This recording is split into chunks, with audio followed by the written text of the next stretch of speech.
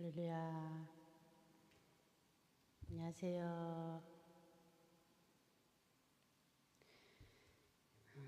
6월 28일 라이브와 함께하는 신라암교회 예배입니다. 주일 예배입니다. 할렐루야. 안산 신라암교회 목사입니다. 안녕하세요. 6월 28일 라이브와 함께하는 신라암교회 주일 예배를 드리겠습니다. 어서오세요. 어서오세요. 우리 예배를 위해서 짧게 기도하고 시작하겠습니다. 오늘 빨리빨리 진행할게요. 하나님 아버지 감사합니다. 오늘도 우리를 예배의 자리로 나와서 주님 앞에 와서 은혜 받고 말씀으로 바로 서고 또 주님을 찬양하며 주님께 영광 돌릴 수 있는 이 귀한 시간을 허락하여 주심을 감사합니다. 아버지 오늘 하루도 헛되이 보내지 않게 하시고 재충전의 시간으로 삼게 하여 주시옵소서. 몸의 피로뿐만 아니라 마음의 무게도 주님 앞에 내려놓게 하시고 염려와 책임감으로 단단히 묶여있던 생각들이 주님 안에서 풀어지게 하시며 참된 심이 함경이 아니라 주님과의 동행에 있음을 깨닫게 하여 주시옵소서. 말씀을 듣습니다. 주님 말씀을 들을 때 또 깨달음을 주시고 기도할 때 마음 깊은 곳까지 만져 주시옵소서. 가족과 함께하는 시간 속에서도 웃음과 이해가 넘치게 하시고 혼자 있는 시간 속에서는 외로움이 아닌 주님의 임재로 가득 채워지는 시간이 되게 하여 주시옵소서. 오늘도 주님 저희 입술을 통하여서 주님께서 오늘 하시고자 하는 그 말씀을 담대히 전할 수 있는 능력을 더하여 주시옵소서. 사람이 말이 아닌 내 말이 아닌 오직 주님의 진리의 말씀만 선포할 수 있도록 이 시간 붙들어 주시옵소서. 그렇게 일하시고 이끌어 가실 성령님이 함께 하신다는 것을 늘 마음에 새기고 오늘도 주님 앞에 고백하며 나의 죄를 고백하고 또 주님 앞에 영광 돌리는 귀한 삶을 살게 하여 주시옵소서. 감사합니다. 예수님의 이름으로 기도드립니다. 아멘. 오늘 우리 사도신경으로 신앙을 고백하겠습니다.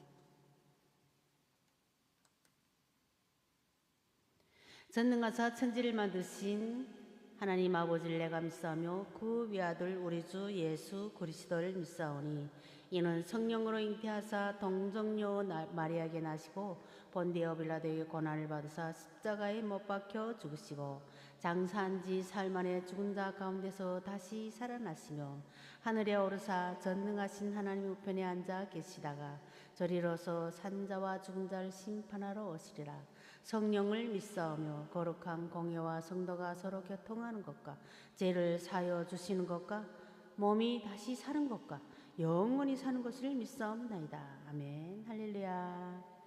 감사합니다. 어서 오세요. 오늘 하나님께서 우리에게 주시는 본문 말씀 마가복음 8장의 36절 말씀을 우리 함께 나누겠습니다. 제가 봉독에 올려드립니다. 사람이 만일 온 천하를 얻고도 자기 목숨을 잃으면 무엇이 유익하리요? 오늘 말씀 제목은 죄인을 부르러 오신 예수님이라는 제목으로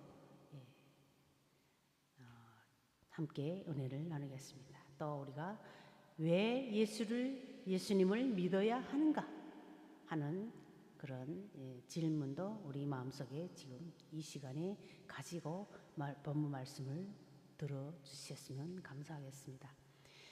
마가복음 8장 1절에서 9장 1절까지는 예수님께서 칠병이어로 4,000명을 먹이신 이적을 시작으로 해서 바리새인과 헤롯 땅의 누룩에 대한 경고와 또 바세다 맹인을 고치신 이적, 베드로의 신앙 고백 및 올바른 제자도에 대한 교훈이 소개되고 있습니다. 우리가 오늘 8장을 다 설명할 수는 없지만 8장 22절에서 바세다는 물고기 고장이란 뜻으로 갈릴리 호수 주변에 같은 이름의 마을이 여러 개 있습니다. 바세다 동네는 빌립이 황제의 딸을 기념하여 세운 바세다 줄리아스를 말하며 요단강 입구 갈릴리 호수 등편에 있습니다. 또 8장에 27절을 보면 빌립보 가이사라는 팔레스타인이 최북단에 있는 성읍으로서 예수님이 자신의 마지막을 위해서 제자들을 준비시켰던 곳이기도 합니다. 이 같은 구절의 말씀들은 마태복음 16장의 13절에서 17절 말씀에도 잘 나와 있습니다. 분봉왕 빌립이 성읍을 확장하고 자신과 디베로 가이사의 이름을 따서 성읍의 이름을 붙였습니다. 이는 다른 가이사라 성읍과 구별되는 곳이라고 합니다. 미국의 하워드 휴즈는 미국 항공 산업의 개척자이자 영화 제작자였으며 방송국, 호텔, 도박장 등 50개의 업체를 가진 억만장자였습니다. 그는 18살이란 어린 나이에 아버지의 재산을 물려받은 데다가 192cm의 키와 잘생긴 외모로 영화 제작을 하면서 127명의 헐리우드의 스타들과 교제를 나누고 쾌락을 쫓는 삶을 살았습니다. 그는 금수저로 행복한 삶을 살았을까요?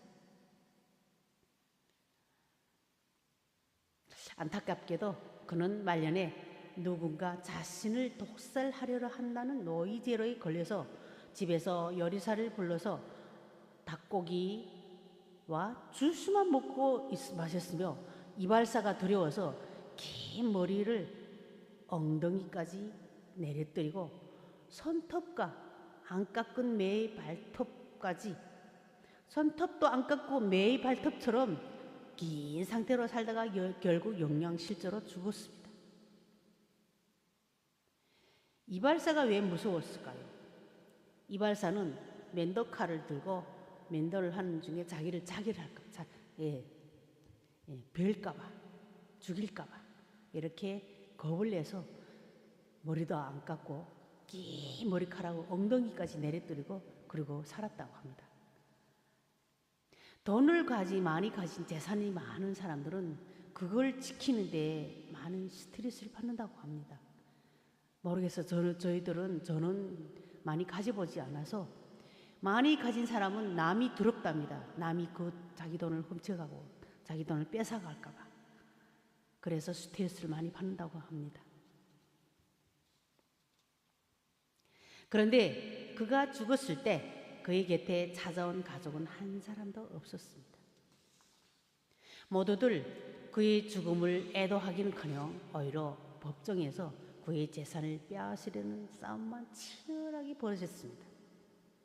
또 하워드 휴즈는 그는 미남이요 엉망장자요 신념이 사람이었지만 하나님을 사랑하지도 섬기지도 않았고 이웃도 사랑하지 않았던 자였습니다. 또한 수많은 여성을 거느리고 편력했지만 아무에게도 진실한 사랑을 주지 않았습니다. 잠언서 23장의 4절에서 5절 말씀에서는 부자 되기에 애쓰지 말고 내 사사로운 지혜를 버릴지어다. 내가 어찌 험한 것에 주목하겠느냐. 정형이 재물은 스스로 날개를 내어 하늘을 나는 독수리처럼 날아가느니라 라고 말씀하셨습니다. 많은 사람들이 돈을 믿고 돈만 있으면 안 되는 일이 없고 돈만 있으면 행복할 거라고 생각합니다. 그러나 하워드 휴즈처럼 돈을 사랑하다가 돈의 노예가 되어 돈 때문에 망한 사람이 주변에 얼마나 많은지 우리는 잘 알 수 있습니다. 복권에 한번 당첨이 됐습니다. 복권에 한번 당첨이 된 사람들도 그 복권을 가지고 평생을 살 것처럼 하지만 그 복권이 우리를 그의 인생을 잘 살게 하지는 못한다고 합니다. 복권이 한순간에 그 복권으로 인해서 복권 당첨으로 인해서 와이프와 집안 사람과 싸우고 자녀들과 싸우고 또 이웃과 싸우고 가족과 싸우고 형제하고 싸우고 다툼. 그래서 복권에 당첨되기를 소망하는 분들이 계신다면 애초에 빨리 마음을 거두시기 바랍니다. 복권을 또 당첨이 됐다 해도 그것을 어떻게 사용하느냐에 다르겠죠. 그러나 하워드 휘처럼 또 디모데 전서 6장의 10절에서 우리에게 하나님께서 교훈의 말씀을 주셨듯이 돈을 사랑함이 일만 악의 뿌리가 되나니 세상적으로 성공한 사람들에게 물어보면 자기 자신이나 주목을 믿고 산다고 말씀하시는 분들이 많이 있습니다. 젊었을 때는 자신이 능력이 있고 대단한 존재인 줄 착각하지만 나이가 들고 기억력이 쇠퇴하고 건강에 이상이 생기면서 자신이 얼마나 연약하고 부족한 존재인지 깨닫게 될 것입니다. 저도 요즘 젊었을 때하고는 정말 다르구나 하는 것을 새삼 매 순간마다 느끼는 저입니다.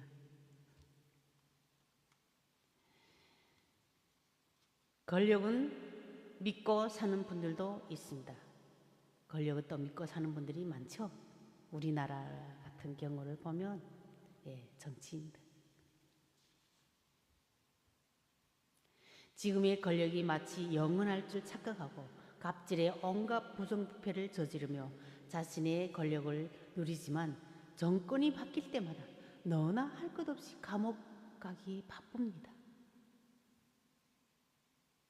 정치인들이 부패, 선거법 위반, 뇌물수수, 직권남용, 국가보안법 위반 등의 혐의로 수감되는 경우가 생각보다 많습니다. 전 현직 국회의원, 지방자치단체장, 지방의원 등이 수감 중인 경우도 많고 기업인들 가운데는 형령 배임, 주가 조작, 내부자 거래, 사기, 탈세, 뇌물, 수수, 금융 범죄로 감옥 신세를 지고 있는 분들이 얼마나 많은지 모릅니다. 일 중독으로 일에만 빠져서 사는 사람들도 있습니다. 가족을 위해서 일한다는 핑계로 직장에만 충성하고 휴일도 반납해 가면서 일을 하지만 평생 직장이라는 말이 옛말이 된 지는 오래됐고 4.5정 5.6도라는 말도 이미 익숙해졌습니다. 구조조정이 심했던 사회 현실을 풍자적으로 나타낸 표현 가운데 이런 자조적인 사회적인 풍자가 생겨났습니다. 38선은 이남과 북과 남이 갈라진 38선일까요? 아닙니다. 그 뜻이 아니고요. 38선은 38세가 되면 직장에서 살아남기 어렵다는 뜻입니다.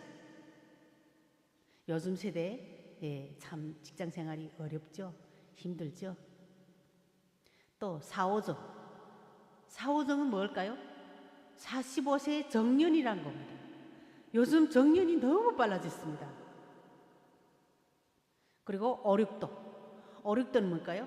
56세까지 직장 다니면 도둑놈이라고 합니다. 정말 참.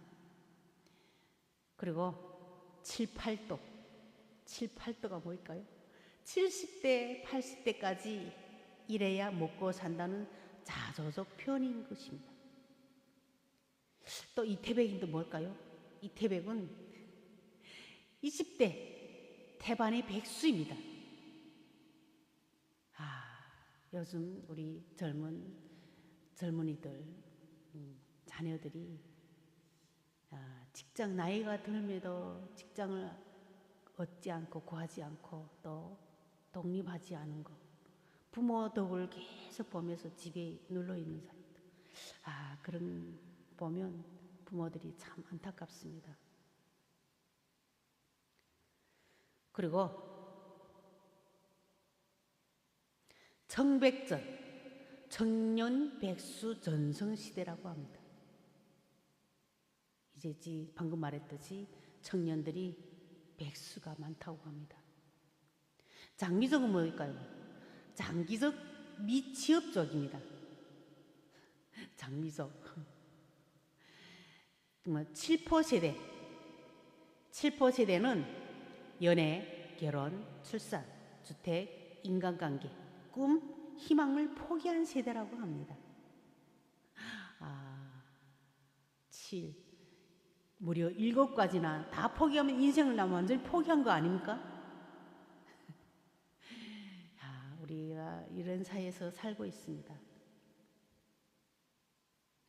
자식이 명문대학 입시와 성공을 위해서 모든 에너지와 시간을 쏟는 사람들도 있습니다. 학원 정보 얻는 일과 학원에 데려다 주는 일. 학원에 데려다 주는 일이 최우선이가 된 이 지금 요즘 시대입니다. 그렇게 애를 태워가며 키워도 짝 찾아서 제 갈 길을 가면 그만입니다. 우리 부모들 자녀들 다 키워봐서 알지요? 그 마음 알지요? 네. 자식은 잘 자라주는 것만으로도 감사하여 효도하는 것이라고 합니다. 신앙으로 말씀 안에서 키우는 것이 더욱 중요합니다.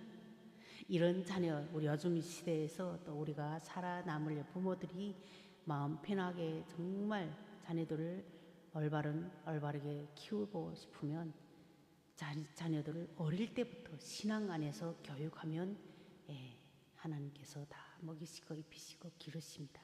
그래서 하나님께 맡기는 신앙 교육 너무너무 중요한 것 같습니다. 돈도 주목도 권력도 직장도 자식도 우리의 진정한 믿음의 대상이 될 수는 없습니다. 성경은 인생이 얼마나 헛되며 우리가 무엇을 위해 살아야 하고 무엇이 참 성공이고 참 행복인지 명확하게 알려주고 있습니다. 야고보서 4장의 14절에서는 내일 일을 너희가 알지 못하는도다. 너희 생명이 무엇이뇨? 너희는 잠깐 보이다가 없어지는 안개니라. 또 요한복음 14장의 6절에서 예수께서 이르시되 내가 곧 길이요 진리요 생명이니 나로 말미암지 않고는 아버지께로 올 자가 없느니라. 또 다음 시편 37편에서 4절에서 6절 말씀에서는 또 여호와를 기뻐하라. 그가 내 마음의 소원을 내게 이루어 주시리로다. 내 길을 여호와께 맡기라. 그가 그를 의지하면 그가 이루시고 내 의를 빛같이 나타내시며 내 공의를 정오의 빛같이 하시리로다. 이렇게 말씀하셨습니다. 우리 말씀을 읽을 때 깨닫는 영을 주시오 하고 기도했습니다. 그래서 왜 예수님을 꼭 믿어야 할까요? 이제 우리 말씀 우리 두 구절 두 편의 요한복음과 시편의 말씀에서도 보셨듯이 예수님께서는 나로 말미암지 않고는 아버지께로 갈 자가 없다고 하셨습니다. 우선 예수님께서 우리의 중보자가 되시기 때문입니다. 왜 예수님만이 길이요 진리요 생명이요 예수님을 통해서만이 참 행복과 참 성공을 누릴 수 있을까요? 또 이런 질문을 또 해봐야 합니다. 착하게 살기 위해서일까요? 또 아니면 도덕적인 삶을 살기 위해서일까요? 공자의 일생을 배우고 따라 해도 착하고 인격적으로 훌륭한 사람으로 살 수는 있습니다. 붓다이기에서 인생을 배워도 재물욕과 쾌락을 초월하여 정빈한 삶을 살 수도 있습니다. 다른 종교에도 좋은 말, 마음을 평안하게 해주는 말들이 다 있습니다. 그러나 다른 종교에는 없는 것이 예수님에게는 있기 때문입니다. 바로 부활이라고 하는 마지막 키워드입니다. 그런데 부활은 2000년 전 예수님만 이례적으로 했던 사건일까요? 아닙니다. 예수님을 믿기만 하면 누구에게나 주시는 선물이라고 하셨습니다. 예수님은 영원한 생명, 천국을 선물로 우리에게 주셨습니다. 그런데도 많은 사람들이 이 선물을 받을 것인가 말 것인가 두고 고민하고 갈등합니다. 믿어지지 않더라도 일단 주신 선물을 받아놓고 보는 게 좋지 않을까요? 우리 아직 마음이 완약해서 마음이 공고해서 정말 예수님을 받아들이기 힘드신 분들이 계신다면 우선 거저 주시는 선물인데 받아놓고 보고 또 말씀을 자꾸 듣고 읽고 또 예배를 자꾸 하나님 앞에 와서 드리고 말씀을 듣다 보면 그 믿음이 생깁니다. 그래서 일단은 받아놓고 믿고 보는 것이 제일 참 축복인 것 같습니다. 너무도 확실한 것을 왜 이것저것 핑계를 대시며 망설이고 계실까요? 이 부활을 믿는다는 이유로 수많은 사람들이 죽었습니다. 313년 콘스탄티누스 황제가 기독교를 공인하기 전까지 300만 명 이상의 사람들이 부활 신앙 때문에 죽었습니다. 거짓말을 위해서 죽을 사람은 없습니다. 불에 타서 죽고 십자가에 달려 죽고 절벽에서 떨어져 죽었습니다. 우리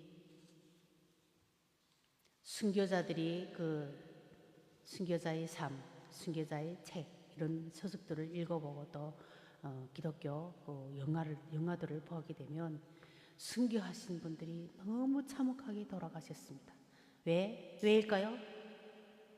예수 믿는다는 그 이유로, 예수님을 인정했다는 그 이유로 많은 사람들이 참령당하고 지금도 저 북한에서는 정치범 수용소에서 예수님을 부인하지 않고 예수님을 인정한 그 이유로 정치범 수용소에 가서 정말 심승보다도 못하는 그 삶을 지금 감옥 안에서 살고 있습니다. 그런 분들을 우리는 절대로 잊지 말아야 되고 정말 이 땅에서 편안하게 예수님을 믿는 이 행복도 왜 그 행복을 느끼지 못하고 돈도 안 드는 그 예수님을 받아들이지 못하는지 우리는 참 안타깝고 그의 책임은 우리에게도 있는 것 같습니다. 먼저 믿은 우리들이 그런 분들을 위해서 기도하고 전도를 해야 됩니다. 그분들에게 예수님에 대해서 설명을 해줘야 합니다. 그래서 예수님을 믿으면 참 천국이 우리의 삶을 인도해 주신다는 그런 복음이 천국의 복음을 전하는 저와 여러분들이 되시기를 바랍니다. 오늘 말씀의 결론입니다. 우리는 100세 시대를 살고 있지만 인생은 참 짧습니다. 너무 빨리 시간이 흘러갑니다. 밤하늘에 떨어지는 별똥별처럼 잠깐 빛났다가 사라지기도 합니다. 그럼에도 사람들은 너무 바쁘게 달려만 갑니다. 모두가 행복을 위해서 바쁘게 산다고 하지만 행복은 오직 예수님을 통해서만이 가능한 것입니다. 온 천하를 얻고도 예수님을 믿고 천국에서 영원한 삶을 누릴 수 없다면 아무런 유익이 없습니다. 히브리서 9장의 27절에서는 한 번 죽는 것은 사람에게 정해진 것이요 그 후에는 심판이 있으리니, 또 로마서 6장의 23절에서 죄의 삭은 사망이요 하나님의 은사는 그리스도 예수 우리 주 안에 있는 영생이니라. 우리 모두 예수님을 믿는 믿음으로 하나님의 축복과 은혜를 누리시며 영원한 생명의 선물을 받는 저와 여러분들이 되시기를 이 시간 간절히 축원드립니다. 기도하겠습니다. 만복이 근원이 되시는 하나님 아버지, 우리 인생의 참된 행복은 하나님이 누구이신지 알며 그 하나님을 가까이 하는 것임을 깨닫게 하시니 감사합니다. 이 땅을 살아가는 동안 세상의 헛된 물질이나 명예의 마음을 빼앗기지 않게 하시고 평생 하나님을 향한 목마름을 가지고 살아가게 하여 주시옵소서. 우리 모두가 길이요 진리요 생명이신 예수님 안에서 하나님의 끝없는 사랑을 받는 행복한 사람이라고 선포하게 하시고 하나님이 자녀된 특권을 깨닫고 그 은혜를 마음껏 누리며 살아가게 하여 주시옵소서. 받은 은혜와 행복을 또 다른 사람들에게 나눠주고 베풀며 예수님의 신실한 제자로 살아가게 하여 주시옵소서. 예수님의 이름으로 감사하며 기도드립니다. 아멘. 오늘 말씀을 깨닫는 저와 여러분들이 되신 줄 믿습니다. 주기도를 하고 봉헌기도하고 축도하고 마무리하겠습니다. 그리고 찬양 예배로 이어지겠습니다. 주기도문 합니다. 하늘에 계신 우리 아버지여, 이름이 거룩히 여김을 받으시오며 나라가 임하시오며 뜻이 하늘에서 이루어진 것 같이 땅에서도 이루어지리이다. 오늘 우리에게 일용할 양식을 주시옵고 우리가 우리에게 죄 지은 자를 사하여 준 것 같이 우리 죄를 사하여 주시옵고 다만 악에서 우리를 시험에 들게 하지 마옵시고 다만 악에서 구하옵소서. 나라와 권세와 영광이 아버지께 영원히 있사옵나이다. 아멘. 봉헌기도합니다. 하나님, 오늘도 주님 앞에 나와 예배 드릴 수 있는 참 행복을 주시고 복된 저희들이 되게 하심을 감사합니다. 또한 주님 앞에 찬양과 경배를 드리고 말씀을 통하여서 주님이 신령한 은혜를 체험케 하신 것도 감사합니다. 저희들에게 때맞게 알맞는 물질을 더하여 주셔서 주님 안에서 부족함이 없게 살게 하여 주시옵소서. 부자와 더 많이 가진 자를 부러워하지 않게 하시고 여러 가지 또 감사의 조건을 가지고 귀한 예물을 드리는 손길들이 있습니다. 또 감사의 조건들이 더해질 수 있도록 은혜 위에 은혜를 날마다 부어주시고 어려운 환경 가운데서도 주님의 것을 또 주님께 구별하여 드리는 삶을 드립니다. 예물 드린 성령들을 더욱 복 있게 하시고 주님께서 채우시는 위로가 넘쳐나게 하여 주시옵소서. 그리하여 저희들 삶 전체를 드릴 수 있는 11조로 하나님을 기쁘게 하는 역사가 있게 하여 주시옵소서.